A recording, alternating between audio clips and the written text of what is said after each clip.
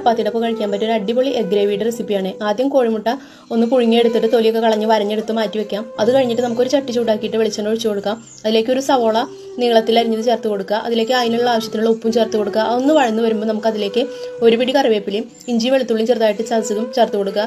പിന്നെ എരിവിന് ആവശ്യമായിട്ട് ഒരു 5-10 കാന്താരി മുളക് എടുത്തിട്ടുണ്ട് കേട്ടോ. അത് അതിലിട്ടിട്ട് ഒന്ന് വഴന്ന് വരുമ്പോൾ നമുക്ക് ഒരു ചെറിയ തക്കാളി ചെറുതായിട്ട് അരിഞ്ഞത് ചേർത്ത് കൊടുക്കാം. അതൊക്കെ നല്ലതുപോലെ ഒന്ന് വഴന്ന് വരുമ്പോൾ നമുക്ക് അതിലേക്ക് പൊടികൾ ചേർത്ത് കൊടുക്കാം. 1 സ്പൂൺ മല്ലിപ്പൊടിയും 1/4 ടീസ്പൂൺ മഞ്ഞൾപ്പൊടിയും പിന്നെ എരിവിന് ആവശ്യമായിട്ട് ഞാൻ 1 സ്പൂണോളം മുളക് പൊടി ചേർത്ത് കൊടുത്തിട്ടുണ്ട്. നേരത്തെ കാന്താരി മുളക് ചേർത്ത് കൊടുത്തതാണ്. അതുകൊണ്ട് അതൊക്കെ ഓരോരുത്തരുടെ എരിവിനനുസരിച്ച് കൂടുതലോ കുറവോ ഒക്കെ ചേർത്ത് കൊടുക്കാം.